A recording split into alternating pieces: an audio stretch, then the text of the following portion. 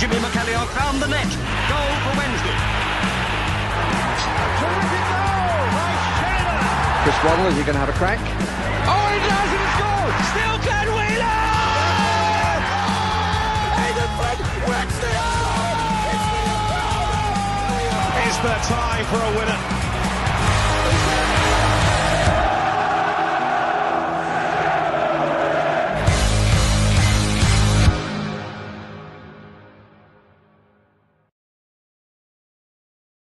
It's the big one. It's the 147th edition of the Steel City Derby. Love it or hate it, it's upon us come lunchtime on Sunday. The two sides will do battle at Hillsborough once again. Now with me this evening to give us all the excuses under the sun as to why they're down at the bottom and not fighting it at the sharp end is Jimmy from the Blades Ramble. Jimmy, first of all, mate, how are you? You all right? I'm all right, mate. Thank you. I'm very well. How are you? I'm fine, thank you. How long's the excuse book? Have you run out of paper to write them on? No, yeah, I'm on my 19th page already, so we're good. Good stuff.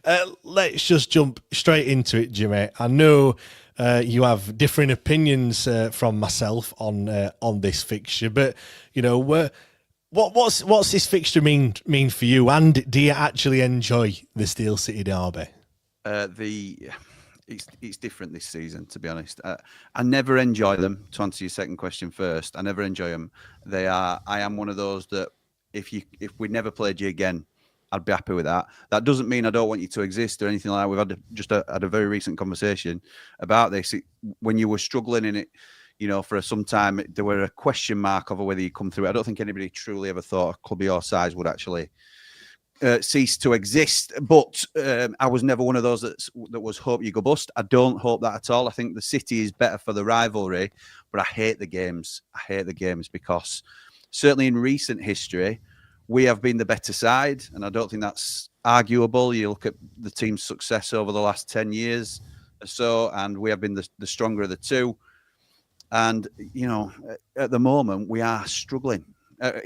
Sorry, my point was going to be that when we've been the better side, we've nothing to gain out of the fixture itself. Like the 4-2 that we, as Blades, always go back to, we see as a turning point in the tide of Wednesday. We're on top, and we were the side coming up, and it were a bit of a sliding doors moment where we overtook you, I believe, in that game, and went on to do better, and we didn't really look back.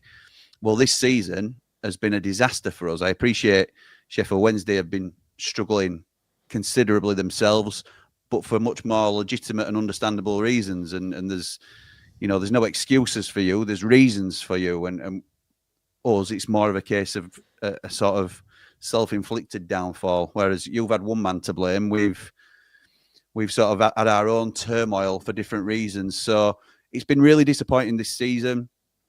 It also means that I'm still in the position where I'm not looking forward to the game, but I feel a lot more vulnerable going into the game as well, because not only are we at a weak point in our history at the moment, our current, the way we are at the moment and the way we're playing, but your boys have turned a bit of a corner recently, and certainly I think you'll go down this season. I think the majority of people accept that that's going to be a reality, and particularly the fact that there's possibly another looming points deduction over your head as well.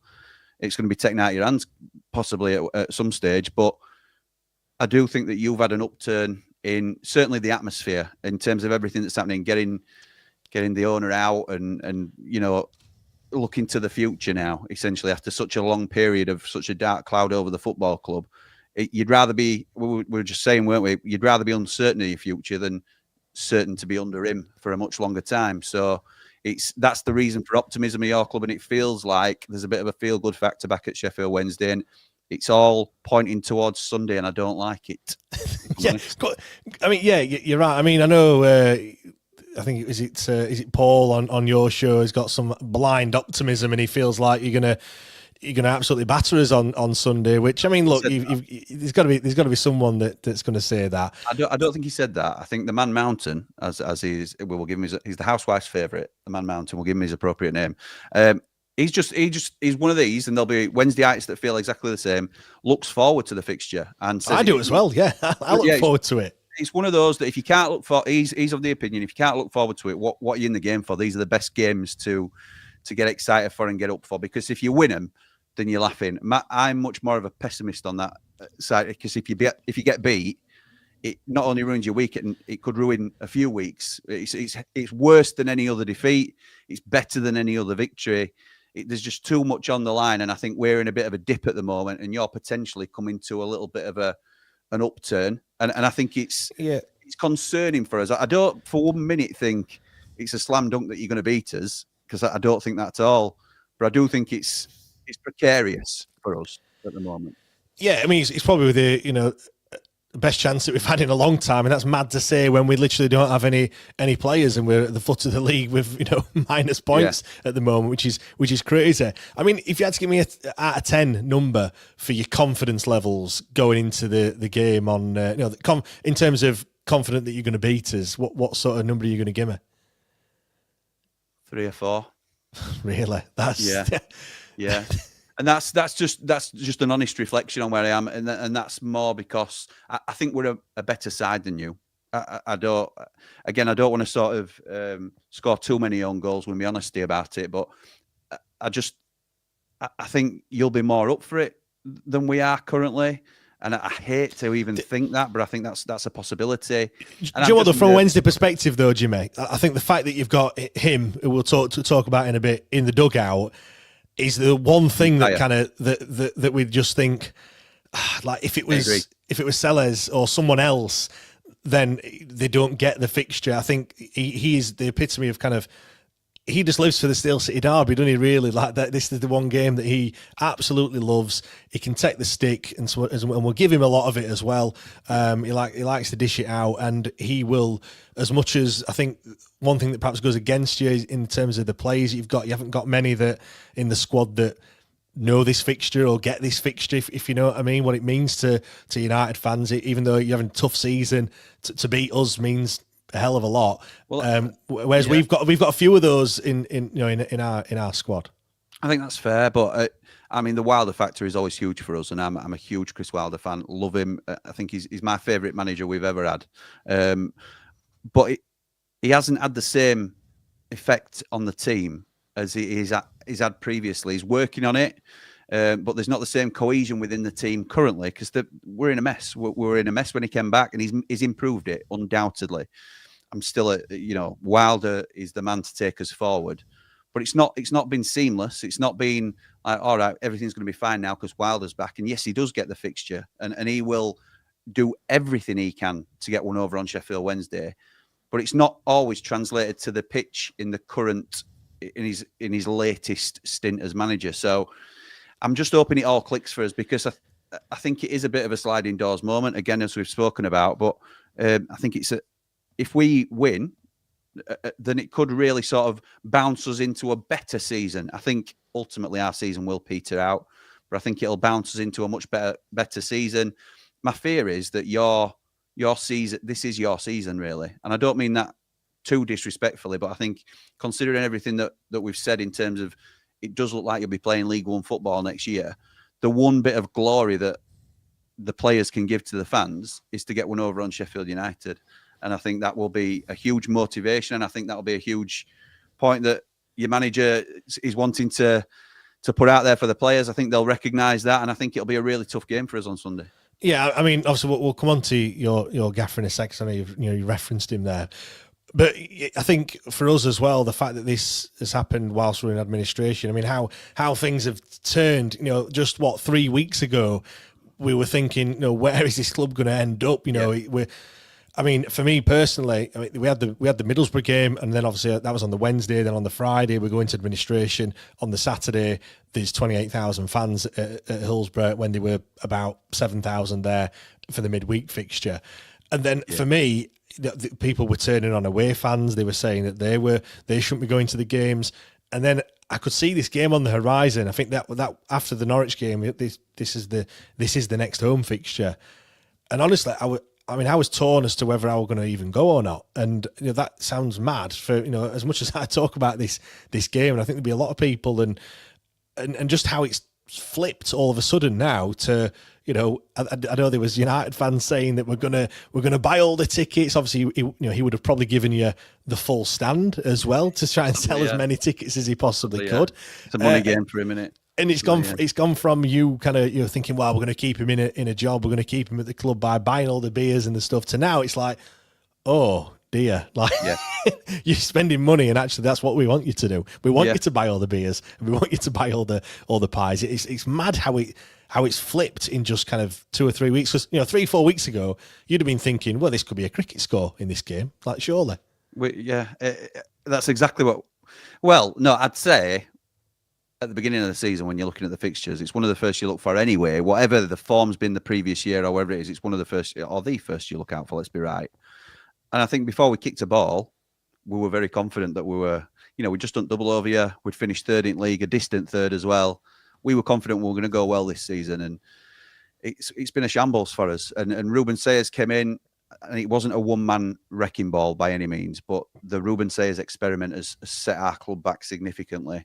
And Wilder is now trying to unpick all that, and I think he's crawling to January, really, in all honesty. He's trying to scramble stuff together and trying to find a formula that works. And we haven't dropped on a winning formula yet, unfortunately. It has got better, as I've said, and I still think Wilder will turn the tide. But in terms of this fixture in itself, it has turned on its head. It has, because if we'd have played, if you'd have played us when Sayers were in charge, that's absolutely true. And to be honest, I wouldn't back us to beat anybody in league, you included, when Sayers were in charge. But also, you still had him in charge at the top, didn't you?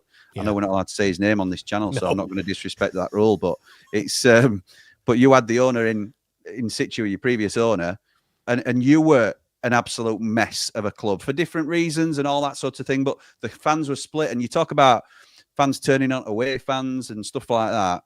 You can't do right for doing wrong, really, in some situations, because I understand why people wanted to stay away. They wanted to starve him of funds, so they were forced out, and to a degree, I suppose that's worked. But also then you're struggling because your players aren't being paid, your staff aren't being paid, and that's not what any of the fans want either. That's not the fans' responsibility, but some are saying you should be going to try and at least make sure they get... It's an horrible situation for a fan base to be in, so that's why it feels like a bit of a new era is coming together for your club. And it's from somebody who's your direct rival. I don't want to see a resurgent Sheffield Wednesday. I want to see a struggle in Sheffield. I want you to still be here, but I want you to be struggling, and I want you to be poor. And I still think, man for man, if you went through both sides, I think our 11 starts. You could somebody would make a wild argument for Barry Bannon to get into our side at minute. Other than that, you can't even entertain me with a conversation that anybody else gets in. So that makes it even worse, though, to a degree, because the pressure's all on us. Yeah, and Joe, you said that, and I have to agree with you. You bang right. I think if fit, Piers Charles maybe gets in. The best goalkeeper in Championship, apparently. Anyway, let's talk about old Hamface then. He's back at the wheel. Let's go back to last season then. Getting rid of him. The Messiah, yeah. Getting rid of him. I know, obviously, hindsight, it was the wrong decision, or maybe the wrong decisions to get Ruben Sellers in. But what did you think at the time when he went? Did you think that was totally the wrong decision? Because I think we've spoken about this before on your channel. Personally, I thought if you had got promoted, I think if he was a bigger United fan as what he says he is, he should have kind of stepped down, and someone else should have taken the reins to prevent what had happened, and you just coming straight back down again. If you didn't go up, I think he probably was the best person to maybe get you back there, and that's kind of taking me blue tinted glasses off, really. But what was it like from your perspective? Horrific, really. I've always been a Wilder fanboy. I make no excuses, or I'm not sorry for that. There's reasons for it, and Danny Rill, people will have similar thoughts on him. People will have similar thoughts on Darren Moore. I'm sure, for the way that he pulled you out of League One and things like that. So that people have their own special connections to players and managers. And Chris Wilder is my guy. He's the one that I will always back, and I think he will always be a really strong manager for Sheffield United. So when we changed him in the summer, and I'd never speak for the entire fan base, this is only just my perspective. I was gutted. I was gutted that he'd left. I'm not saying you know, ultimately you support your club. You don't support the manager, you support the club. So whoever we get, we'll back him. And we tried that with Ruben Sayers. We all tried it collectively, whether we agreed with the manager change or not. And it went so wrong so quickly. And he's talking about stuff like vertical football and all this sort of nonsense, bringing in players that are nowhere near ready for level.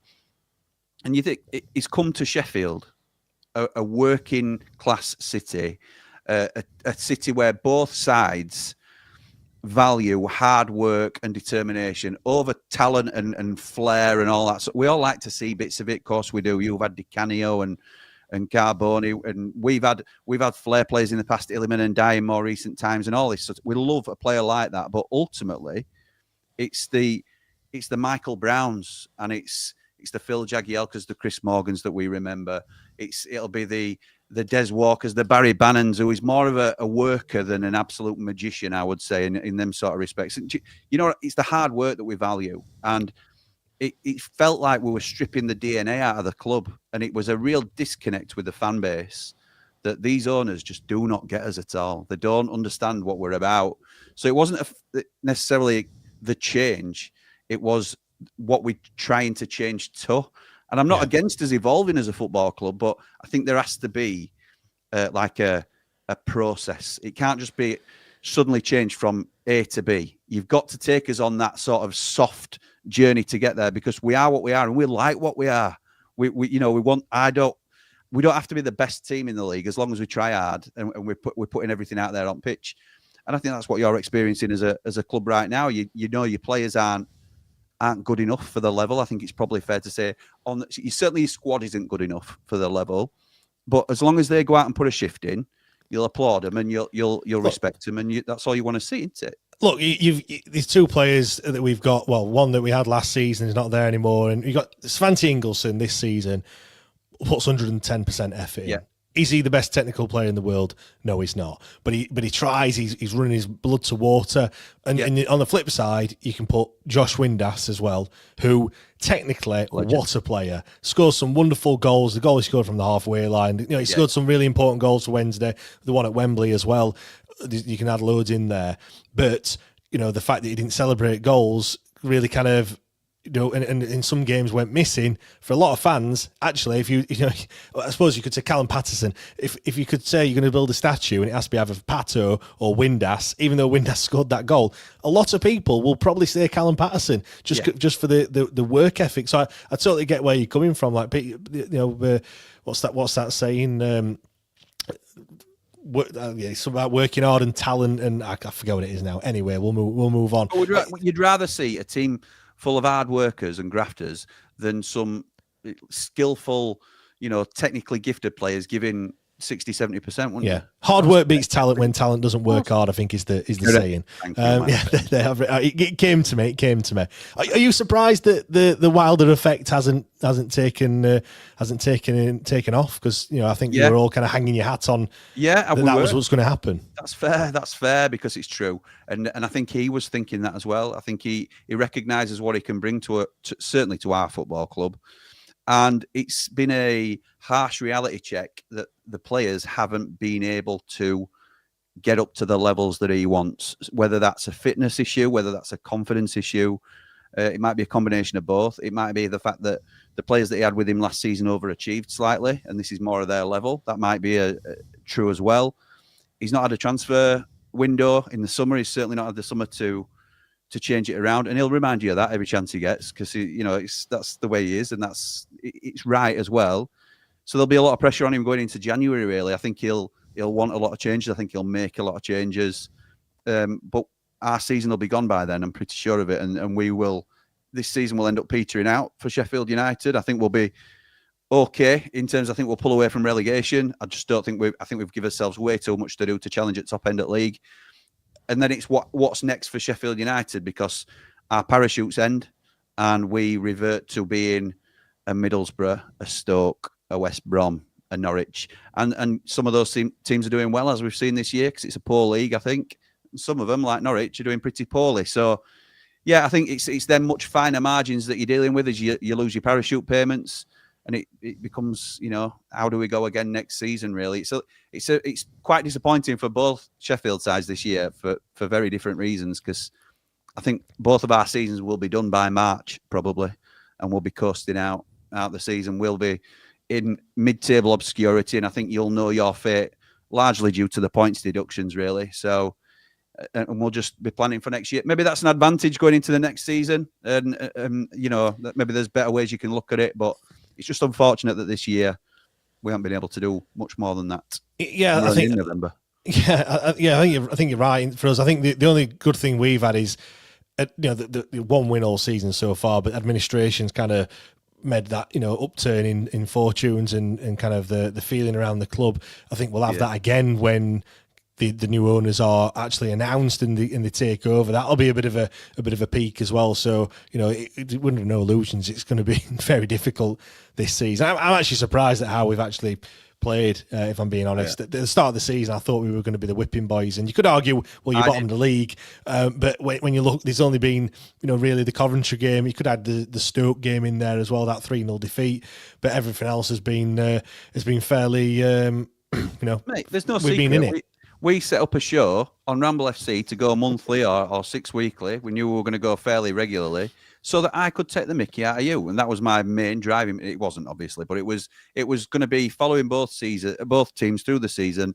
I expected us to be at one end at league and you to be at the other, and only one of those things has come true so far. So it's not quite. You saw that as an absolute tapping. Yeah, I did, and it were worse than that Nwanku Kanu miss for West Brom.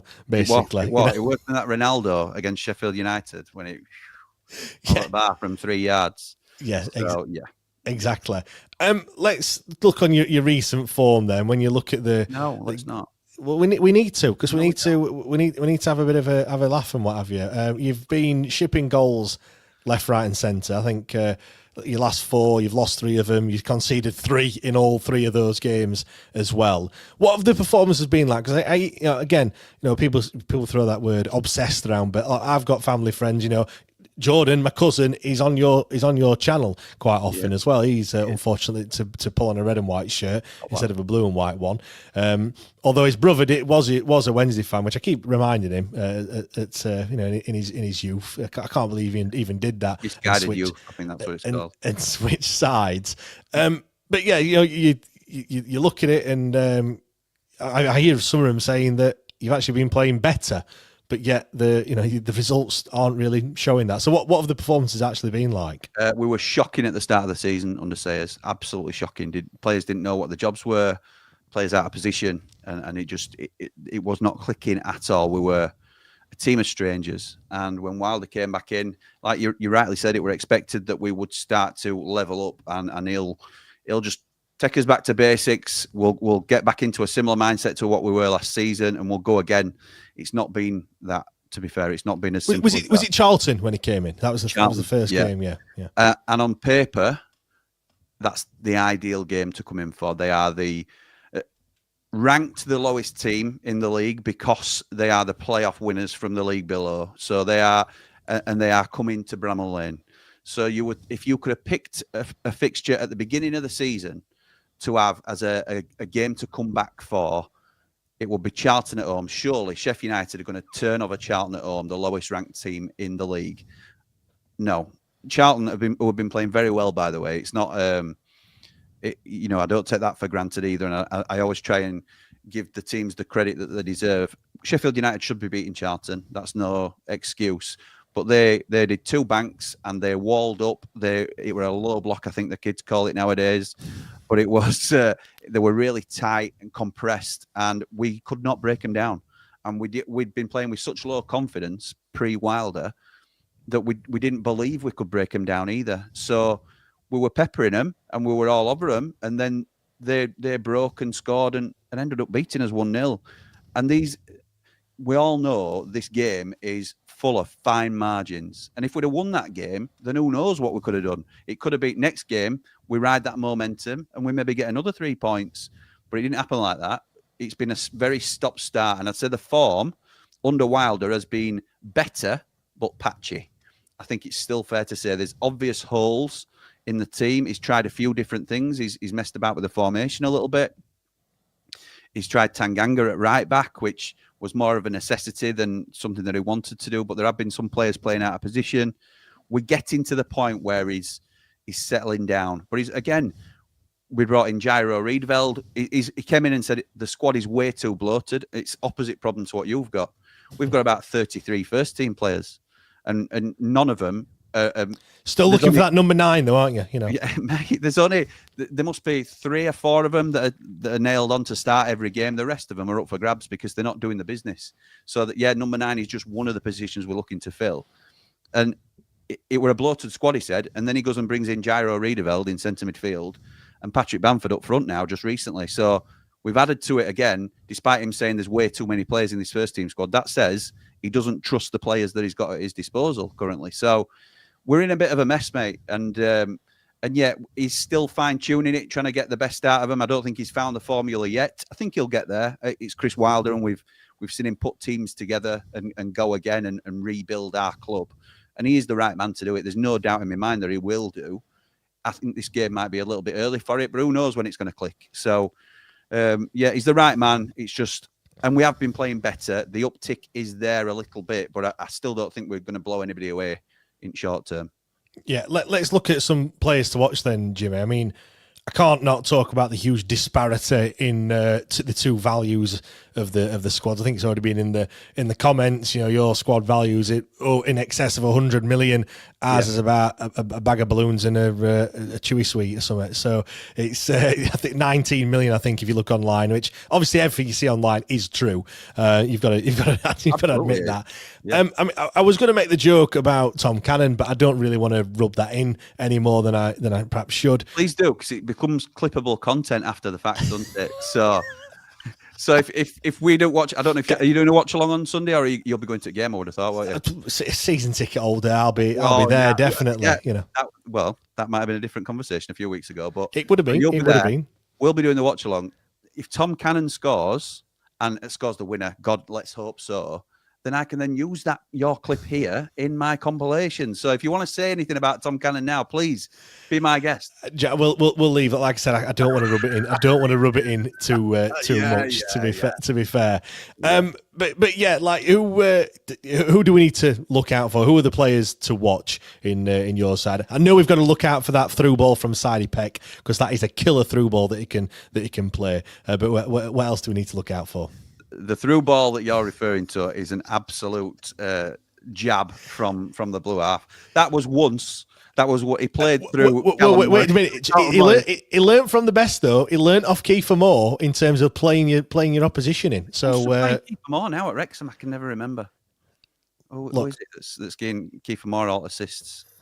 Look, we know what situation we're in. We know what situation we're in. Big money signing, Josh Windass, weren't he? How much did he go for? He went for absolutely nothing, mate. Look. Listen, we can all do this all day, but Sidney Peck, yes, it was a misplaced pass that put Carlton Morris ended up with a hat-trick that day.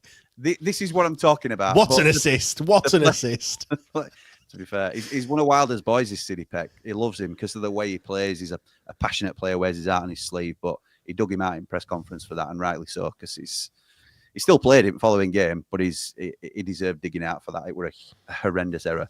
But the players to watch out for, the main man in form at the moment is Callum O'Hare. We've spoken about him just previously earlier tonight, and he's really the only one, I would say. There's maybe a couple, but he's the one that can really hold his head up high and say he is trying to drag us out of this. Well, his numbers are there, aren't they, at the moment? Yeah, and he's previously not had the numbers to match his position. The number 10 is, as you know, Windass played it for you, all joking aside, but I've often got good numbers in that number 10 because you're given the freedom, really. You are seen to be a creative player that can control the game in the final third. So you're expected to get goals and assists. Well, somebody said to Wilder in presser after the game, look, Callum O'Hare's got on the score sheet tonight, and what do you think to that? He needs to get more goals. He says, yeah, you're right. He does need to get more goals because that's what he's there for. He's not. He's something like he'd run 14 kilometres that game.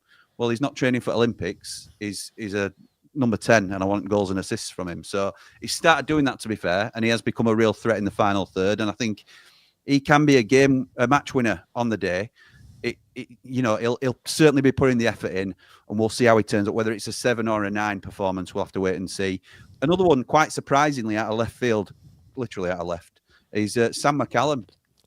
So as we have been struggling to find our form, he's chopped and changed some of what you would have thought would be regulars. Harrison Burrows has come out of the side because he really was not up to it. And Sam McCallum and others have had opportunities as well, but Sam McCallum's come in and really taken the opportunity. A bit like Max Lowe did for you when he first came in, I suppose. Somebody that you didn't necessarily expect to really play well. Sam McCallum is in the first team on merit, and I've no doubt that he'll start on Sunday, and he'll start because he's earned a shirt. I can get flip side as well with Sheffield United. Players like Tyrese Campbell, who obviously you saw all about him last season, as did we. We loved Tyrese Campbell last season.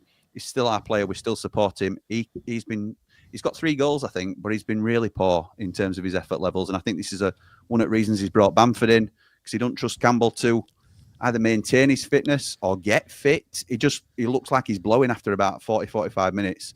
So there's a few players that you're looking at and you're questioning and you think, do they want it?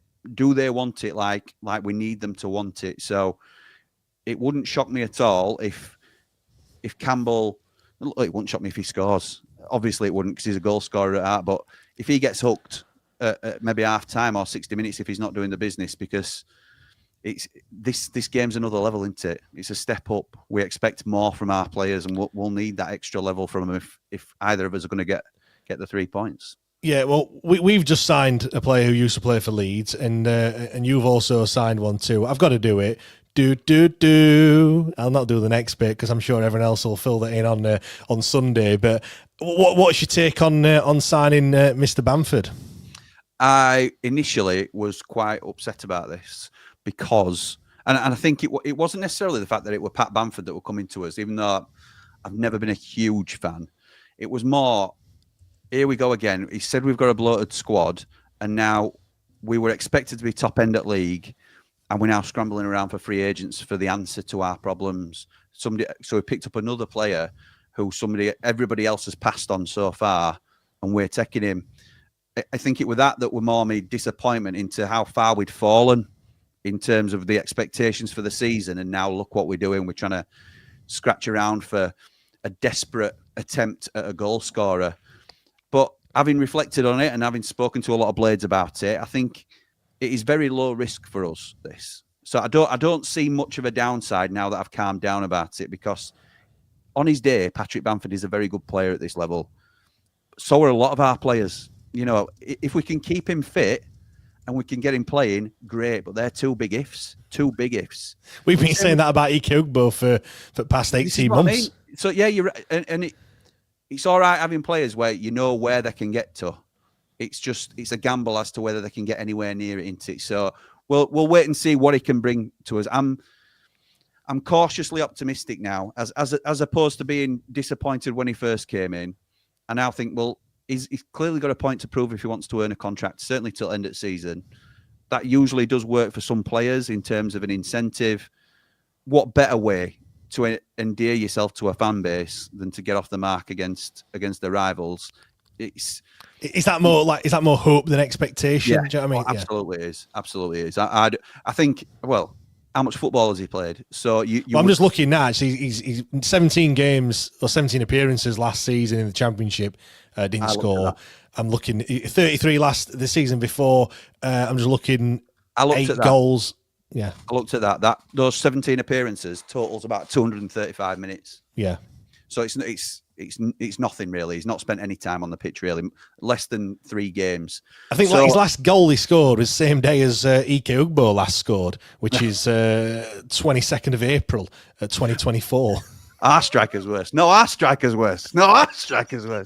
So it's it's one of them, innit, mate? It is certainly in hope rather than expectation, but you know, what have we got to lose by adding him to the ranks, I suppose? He does give us something a little bit different, something a little bit like we've lost in Kiefer Moore, which Wilder was a huge fan of. It wasn't his decision for Kiefer to go. It was Ruben Sayers' call. And he's more of a target man that can hold the ball up a little bit. He'll give us a threat in the air. So we'll wait and see. We'll see what he brings. But I expect him to make an appearance on Sunday. Certainly don't expect him to start, but He's not played a lot of football at all, but it's a gamble, isn't it? Cooper against Bamford could be very interesting. Two players that know each other very well. This is not just because he's signed for you, but I don't rate Cooper at all. Don't rate Cooper at all. I think he were gone when he played for Leeds, and he were part of the Bashams arriving. You'll remember that well. I would have thought when we beat Leeds United at Ellen Road, Billy Sharp absolutely had him on his backside and played Chris Basham in for the goal that won the game. You're forgetting, Jimmy, that the bar for us is set very, very low. I'm not forgetting that. I enjoy that. I often like to remind myself of that. But yeah, to be fair, it walks into your lineup because of your current situation. But I think for us, it's just that experience. It's that experience of playing back there, and I think we were talking about it yesterday. We've got young lad Gabe Otegbeyo who's been bombed out of the squad. He made a few mistakes, and I think he's playing alongside Dom Iorfa, who isn't a natural centre back certainly not in the middle anyway where he's playing. And I think having Cooper there could actually make the players around him better. I think we had that when you look at Tom Lees and Glenn Louvens. When Glenn Louvens left, Tom Lees looked half the player that he were when he were playing alongside Glenn Louvens. So I think that there's probably an element of that in there as well. Of kind of you don't need to do everything, but if you can marshal the defence and you can do a bit of organisation, then that's probably better than what we've currently got. Harry Souter did a similar job for us last season. Yeah. How does Sheffield Wednesday beat Sheffield United on Sunday? If we're going to beat you, what do we need to do other than stating the bloody obvious and scoring more goals than you? I think midfield at the moment is somewhere where you can potentially get at us. CDPEC's playing better, but we still haven't settled on a real partnership. There's a rumour that Tom Davies has picked up another injury, so it's going to be one of Riedeveld or Samari in there. So the midfield battle, obviously, you've got Bannon in there, and always gives us a tough test. I don't think Arblaster will be ready. So I think the midfield battle will be key for the game. We've also got Ogbenny's gone off injured for Ireland in the international break. So it looks like it'll be Andre Brooks out on the right-hand side. He's very predictable. He'll always come back in on his left. Certainly that's been the pattern, come back in on his left foot. So Callum Aware might be shoved out onto the left, which isn't great if we're going two up top. So we're still a little bit disjointed and it's not necessarily going to be a smooth, free-flowing United performance. And I think there will be areas you can get at us. Obviously, you've mentioned previous on the stream that we've just been on prior that set pieces we've been quite vulnerable at times. I think it'll be McGuinness and Tanganga, if I'm honest, at the back as a centre-back pairing because me was struggling with a knee injury. He came out in a brace, I think, after the game, just before the international break. So McGuinness and Tanganga will likely be the pairing. You know all about Mark McGuinness. I'm not a huge fan, if I'm honest, but I know he played well for your boys. Yeah.